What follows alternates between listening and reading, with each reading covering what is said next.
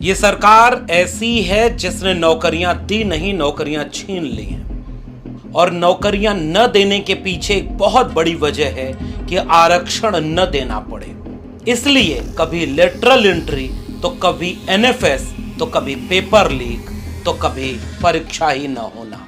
ये बातें अखिलेश यादव ने संसद में खड़े होकर अपने पहले अभिभाषण में बोली। क्या इस सरकार ने नौजवानों को नौकरी नहीं दी है, नौकरी और रोजगार उनसे छीने हैं। जो कुछ पद निकलते भी हैं तो उन पर लेटरल एंट्री के नाम से पिछले दरवाजे से कुछ खास संगी साथियों को रख लिया जाता है। आरक्षण का हक नॉट फाउंड सुटेबल के नाम पर हड़पा जा रहा है। और अध्यक्ष महोदय, आरक्षण के साथ इतनी खिलवाड़ किसी सरकार ने नहीं की होगी जितनी खिलवाड़ इस सरकार ने की है। सरकारी नौकरियां नहीं दी जा रही हैं, और सरकारी नौकरियां इसलिए नहीं दी जा रही हैं क्योंकि उन्हें आरक्षण देना पड़ेगा।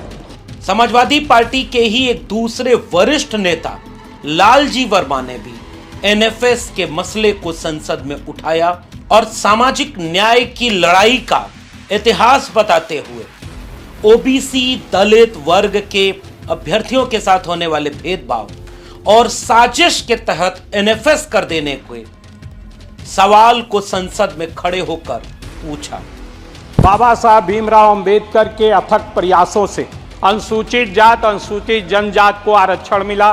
बड़े संघर्षों के बाद मंडल आयोग के माध्यम से पिछड़ी जाति के लोगों को हिस्सेदारी मिली सरकारी नौकरियों में। भारतीय जनता पार्टी की सरकार ने विभिन्न वर्गों के आरक्षण का लाभ न मिलने पावे इसलिए निजीकरण करने का काम किया, और जो नौकरियां बची भी हैं उस आरक्षण पर नॉट फाउंड सुटेबल की गारंटी देने का काम भारतीय जनता पार्टी की सरकार ने किया। आजाद समाज पार्टी से नगीना के सांसद चंद्रशेखर ने भी लेटरल एंट्री के साथ एनएफएस के सवाल को संसद में पूछा।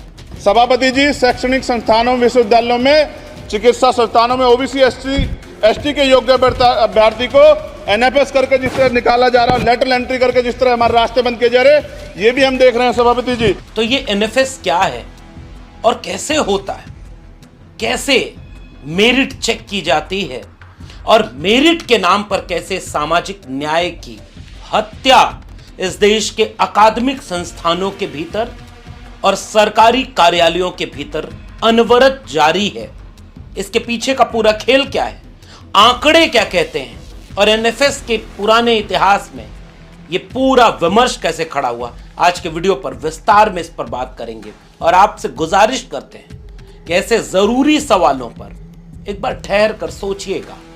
किसी नेता किसी पार्टी का भक्त बनने की बजाय अपने बच्चों के भविष्य के लिए सोचिएगा, शिक्षा और रोजगार के लिए सोचिएगा। और अगर आप इस देश से मोहब्बत करते हैं तो ये वीडियो आपके लिए है। आप भले ही एससी एसटी ओबीसी समुदाय से नहीं आते हो तो भी, और अगर आप एससी एसटी समुदाय से आते हैं तो ये वीडियो आपके लिए ही है, और अगर आप ओबीसी समुदाय से आते हैं तो जरा थोड़ी देर वीडियो देखने के लिए रुकिएगा और देखने के बाद सोचिएगा कि इस देश में सबसे ज्यादा हकमारी किसके साथ है, और उसी समाज को क्या इस बात का अंदाजा भी है।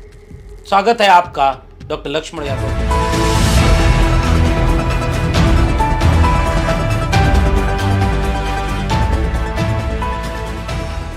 एनएफएस यानी नॉट फाउंड सुटेबल, यानी सुटेबल नहीं पाया गया।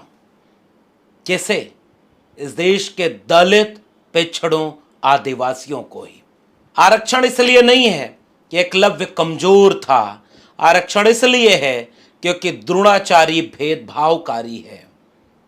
जी हां, मिथकों की भाषा में ही अगर आप समझना चाहें, द्रोणाचार्य जिसने एकलव्य को शिक्षा देने से इनकार कर दिया क्योंकि उसकी जाति शिक्षा पाने के काबिल नहीं थी। और यह बात कौन बताया? धर्म के ग्रंथों ने बताया। बाबा साहब डॉक्टर भीमराव अंबेडकर की किताब जो मैं आपको रिकमेंड करता हूं, जरूर पढ़ना चाहिए, रिडल्स ऑफ हिंदुइज्म। और इसके साथ महात्मा फूले को, कबीर को, रैदास को आप पढ़ें और जानें कि जाति के नाम पर कैसे बांट दिया गया, किसे शिक्षा मिलेगी और किसे नहीं मिलेगी। यूं ही नहीं, सावित्रीबाई फूले और ज्योतिबा फूले स्कूल खोलने गए तो स्कूल खोलने का विरोध इसलिए किया गया कि वो शूद्रों और लड़कियों को शिक्षा देना चाहते थे। उनके खिलाफ पोस्टर लगाए गए, विरोध किया गया, लेकिन शिक्षा की ज्योति वो जलाकर चले गए। भारत आज़ाद हुआ। आज़ाद भारत में ख्वाब देखा गया कि अब भारत के संविधान से ये देश चलेगा। किसी भी नागरिक के साथ जाति, धर्म, भाषा या किसी भी तरह की बुनियाद पर कोई भेदभाव नहीं होगा। हम सब मिलकर एक ऐसा भारत बनाएंगे जिसमें पुरानी गलतियों को ठीक किया जाएगा, बराबरी का भारत बनेगा।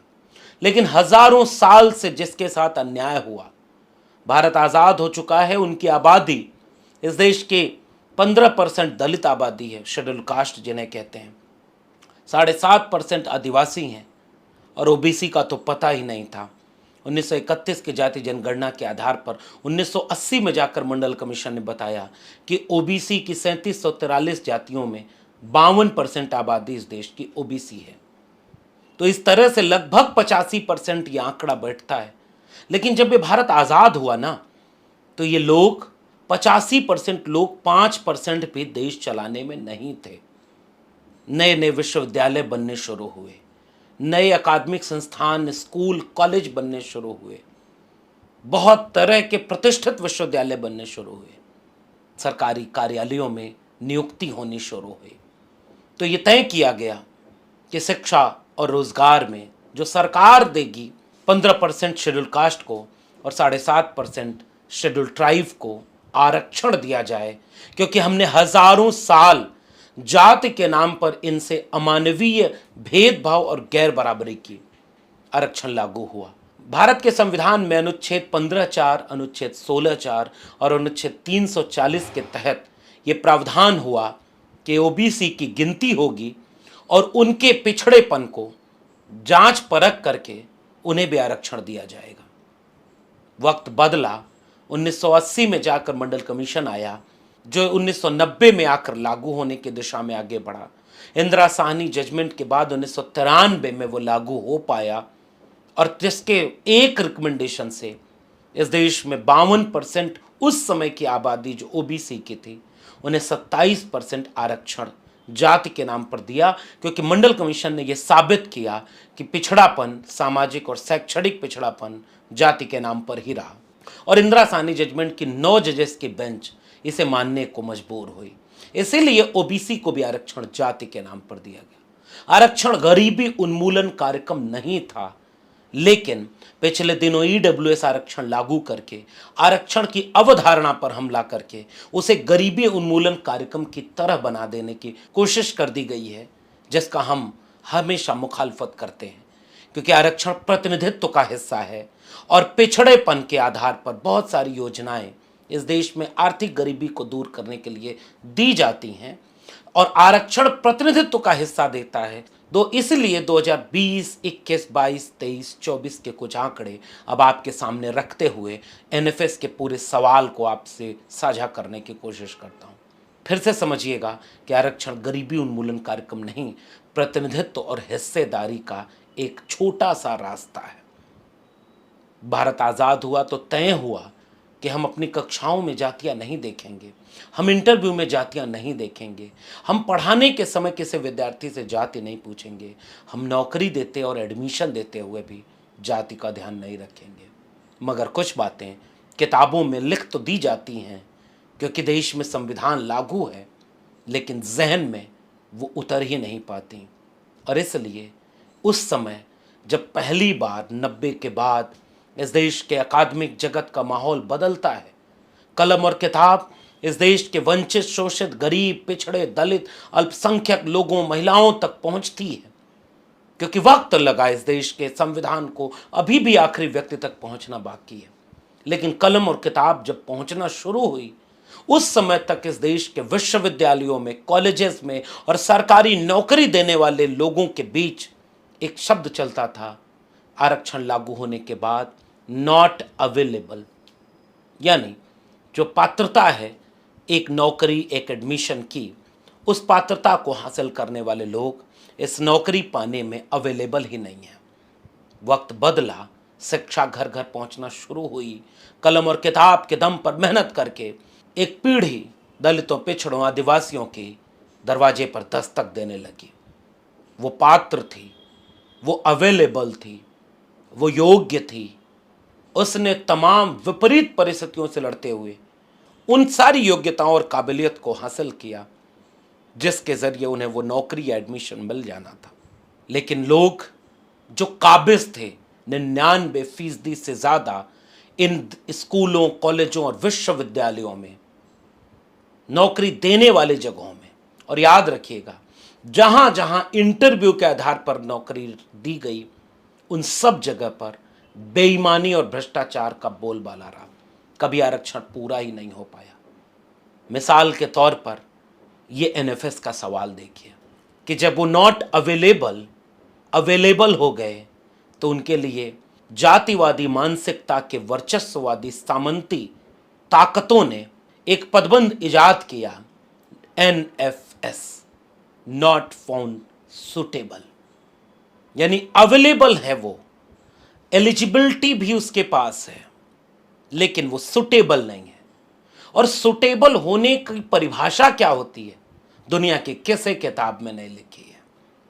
वो जो लोग बोर्ड मेंबर बैठे हुए हैं, जो 99% मौकों पर एक ही जाति और समुदाय से आते हैं, वो लोग तय कर दिए कि हमारे मुताबिक सुटेबल नहीं है। इसलिए एनएफएस जैसा एक स्कैम इस देश के SC ST OBC को रोकने के लिए आया। सबसे पहले एक बहुचर्चित मामले से शुरू करता हूं जिसको चंद साल पहले हम जैसे तमाम दोस्तों ने मिलकर एक राष्ट्रव्यापी मुद्दा बना दिया। Appointment of assistant professor, associate professor and professors in the GB Pant social science institute. Badrinarayan Tiwari नाम का एक डायरेक्टर वहां बैठा हुआ। और इस लिस्ट को गौर से देखिए, जो चयन हुआ उस चयन पर, ये जो सूची आपकी स्क्रीन पर दिख रही है, ये मैंने ही बनाई थी उस वक्त कि UR यानी अनरिजर्व्ड कैटेगरी पर 91 API वाला स्कोर का व्यक्ति सेलेक्ट हुआ। EWS कैटेगरी पर 81 API स्कोर का व्यक्ति सेलेक्ट हो गया, एक API यानी एकेडमिक परफॉर्मेंस इंडिकेटर। और OBC के 93 नंबर API पर भी लिखा मिला not found suitable, none found suitable. NFS, जिसे बोलचाल की भाषा में नॉट फाउंड सुटेबल कहते हैं और इसे औपचारिक ढंग से नन फाउंड सुटेबल कहते हैं, ये एनएफएस। तो एक professor, assistant professor, associate professor, दोनों में OBC नन फाउंड सुटेबल यानी एनएफएस किया गया। मामला बढ़ा, हमारे कुछ दोस्तों ने न्यायालय का रुख किया, कोर्ट गए और बद्रीनारायण तिवारी को माफी मांगनी पड़ी और ये फिर से पद आए और देश ने जाना कि एनएफएस जैसा एक स्कैम बहुत दिनों से चल रहा है। क्योंकि इस देश में बहुत सारे लोग इसका विरोध करते रहे, लेकिन वो संख्या में इतने कम हुआ करते थे कि उनकी आवाज़ दूर तक नहीं पहुंच पाती थी। सोशल मीडिया आया, बहुजन वहां पहुंचे और उन्होंने लड़ करके एनएफएस के मुद्दे को राष्ट्रव्यापी बनाया। लेकिन ये मामला रुका नहीं, कहानी आज भी हकमारी की जारी है। आंकड़े आपकी स्क्रीन पर हैं। दौलत राम कॉलेज ने कुछ विभागों के इंटरव्यू किए। पॉलिटिकल साइंस डिपार्टमेंट के इंटरव्यू में UR पर कैंडिडेट सेलेक्ट हुआ और पॉलिटिकल साइंस डिपार्टमेंट के OBC पे नॉट फाउंड सुटेबल आया। हिमाचल प्रदेश केंद्रीय विश्वविद्यालय 2021-22 के एकेडमिक सेशन में PhD के एडमिशन में, सोचिए PhD के एडमिशन में। इस मसले पर आगे बात करने से पहले एक बहुत महत्वपूर्ण बात, आज तक अगर इस देश के 1000 एनएफएस के आंकड़े जुटाएंगे तो 999.999 बार एनएफएस OBC SC ST पदों पर ही मिलेगा। अपवाद में कभी कभार UR पर भी एनएफएस दिख जाएगा, और वो भी तब जब इंटरव्यू बोर्ड में बैठे लोग इस बात के लिए लड़ जाएं कि मेरा कैंडिडेट होगा कि मेरा, और सब ताकतवर हो, निर्णय न हो पाए, तब UR में एनएफएस होता है। वरना एनएफएस का टूल केवल और केवल SC ST OBC पदों पर हकमारी के लिए इस्तेमाल किया जाता है। यह कड़वी सच्चाई है। मैं आंकड़े आपको दिखाऊंगा और ऐसे अनगिनत आंकड़े आप भी जुटाइएगा, क्योंकि इंटरव्यू बोर्ड में बैठे लोग मसीहा बन के बैठते हैं कि लक्ष्मण यादव तुम आरएसएस के खिलाफ बोलते हो, संविधान की बात करते हो, तुम्हें परमानेंट कैसे होने देंगे। तो 7 लोग जो मेरे साथ मेरे विभाग में थे, 6 परमानेंट हो गए, एक अकेला लक्ष्मण यादव नौकरी से बाहर है। क्यों? किसी ने कुछ कहा नहीं, क्योंकि इंटरव्यू बोर्ड में बैठे लोगों को पता है कि वो कैसे निर्णय लेते हैं। इसलिए एनएफएस शुद्ध रूप से एक बेईमानी और भ्रष्टाचार का टूल है। अब फिर से आंकड़े ध्यान से देखिएगा, क्योंकि इस मामले को हम जैसे लोगों ने राष्ट्रव्यापी मुद्दा बना दिया और पहली बार एनएफएस की आवाज पूरे देश में सुनाई थी। एनएफएस स्कैम ट्विटर पर ट्रेंड करता रहा, जातिवाद की परतें खुलती चली गईं। बिहार लोक सेवा आयोग, और बिहार लोक सेवा आयोग कहता है साक्षात्कार में शामिल उपकृत 13 उम्मीदवारों के एकेडमिक अंक और साक्षात प्राप्त अंकों के आधार पर मेधा क्रमानुसार एवं आरक्षण कोटिवार सफल 5 उम्मीदवारों, अनुसूचित जाति के 1 पद और अत्यंत पिछड़ा वर्ग के 1 पद, कुल 2 पदों के विरुद्ध सुयोग्य उम्मीदवार उपलब्ध नहीं रहने के कारण परीक्षा फल निम्न प्रकार प्रकाशित किया जाता है। अगली सूची गौर से देखिए। Lady Shriram college for women, result notification regarding the selected candidate for the post of assistant professor in the department of Hindi. It is hereby notified that no candidate in other backward classes OBC category was selected by the selection committee. UREWS सब पर selection हो गया। लोक सेवा आयोग उत्तर प्रदेश प्रयागराज 2 जुलाई 2024। इसके तीसरे बिंदु को गौर से देखिए। 411 पदों में 62 अनारक्षित रिक्तियों के सापेक्ष उपलब्ध कुल 51 अभ्यर्थियों का चयन किया गया। अभ्यर्थी उपलब्ध न होने के कारण अनारक्षित श्रेणी के अवशेष 11 पद, अन्य पिछड़ा वर्ग के 168 पद, अनुसूचित जाति के 130 पद, अनुसूचित जनजाति के 11 पद और तथा बाकी रिजर्वेशन को आगे के लिए संस्तुत कर दिया गया है। 36 आरक्षण के अंतर्गत महिलाओं के लिए 81 पदों में से 8 पदों पर यथास्थान चयन है। 36 आरक्षण के अंतर्गत शेष आरक्षित रिक्तियों के सापेक्ष अभ्यर्थी उपलब्ध न होने के कारण चयन नहीं किया गया है, जिसके संबंध में संगत शासनादेशानुसार अग्रतर कार्रवाई की जाएगी। सेंट्रल यूनिवर्सिटी ऑफ राजस्थान, गौर से देखते चले जाइए। यूआर के अभ्यर्थी सेलेक्ट हुए हैं, ओबीसी एससी सब एनएफएस होते चले गए। डॉक्टर राजेंद्र प्रसाद राष्ट्रीय विधि विश्वविद्यालय प्रयागराज, आरक्षित प्रोफेसर की एक सीट को 20 दिन के भीतर 2 बार एनएफएस किया गया। पहली बार अस्थाई सीट एनएफएस की गई तो दूसरी बार अस्थाई। इस विश्वविद्यालय के कुलपति और चेयरमैन दोनों उत्तर प्रदेश सरकार के बहुत करीबी हैं। फहरिस्त इतनी लंबी है एनएफएस की कि दास्तान पूरी न हो सके, लेकिन यह बात तय है कि एनएफएस का टूल इस देश में एससी एसटी ओबीसी के प्रतिनिधित्व और हिस्सेदारी की हकमारी के लिए लाया गया था।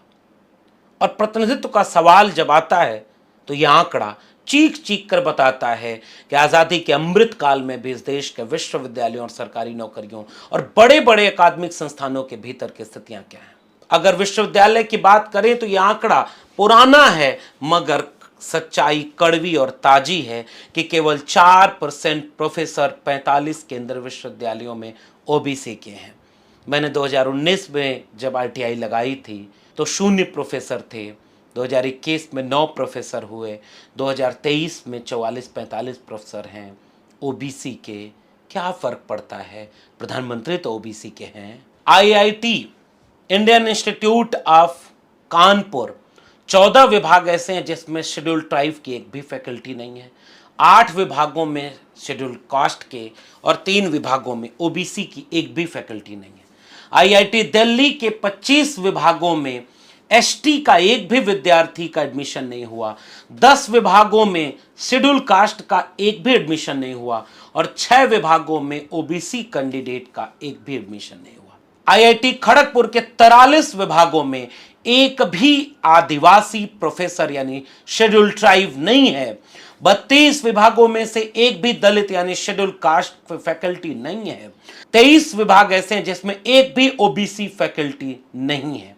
गुरु घासीदास बिलासपुर विश्वविद्यालय, इस विश्वविद्यालय ने जब 27 सितंबर 2023 को एक नोटिफिकेशन जारी किया तो इस जारी नोटिफिकेशन में उसने ये बताया कि प्रोफेसर, एसोसिएट प्रोफेसर और असिस्टेंट प्रोफेसर में जितने भी पद ओबीसी एससी के हैं, अधिकांश पदों को नॉट फाउंड सुटेबल कर दिया गया है।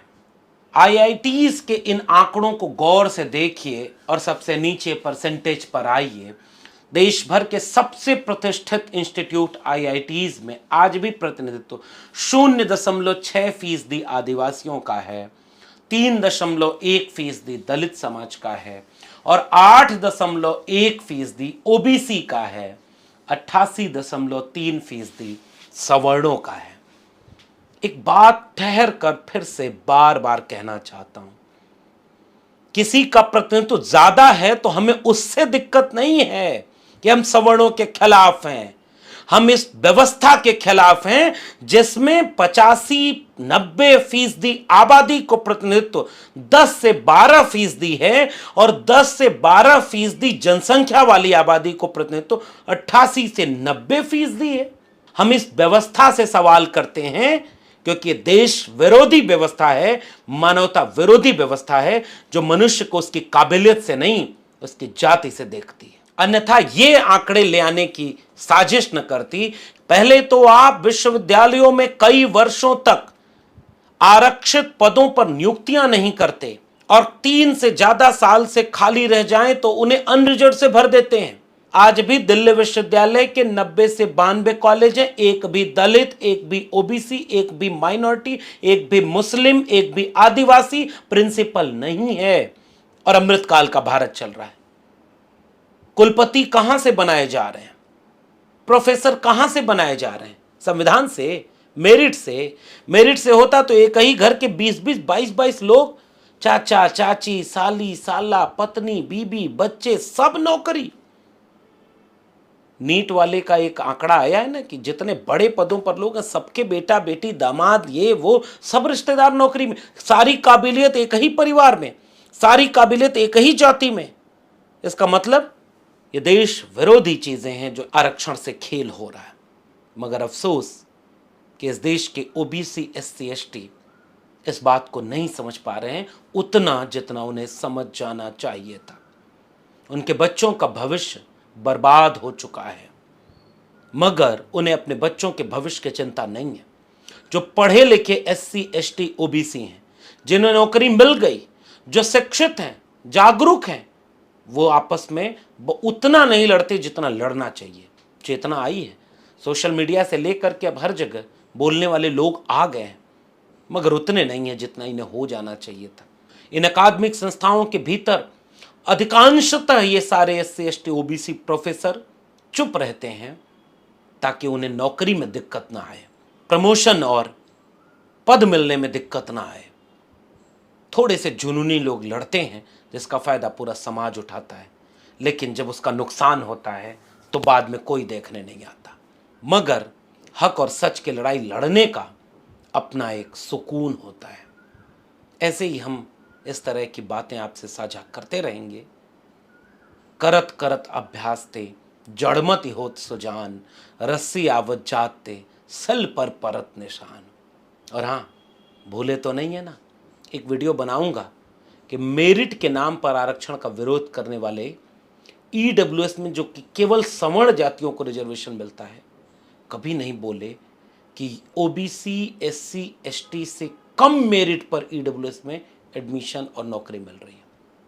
इंतजार करिए, थोड़ा रिसर्च और कर लेता हूं, फिर मेरिट के पोल खोलूंगा। अभी एनएफएस के स्कैम को समझिए और जहां भी एनएफएस हो उसका विरोध कीजिए। वो आपका हक मार रहे हैं, वो आपके बच्चों का हक मार रहे हैं। क्योंकि आरक्षण इसलिए नहीं है कि एकलव्य कमज़ोर है, आरक्षण इसलिए है क्योंकि द्रोणाचारी, भेदभावकारी है, अमानवीय है, दुष्ट है। शुक्रिया। हमारे चैनल के साथ जुड़ने के लिए सब्सक्राइब करें और बेल नोटिफिकेशन दबाना ना भूलें।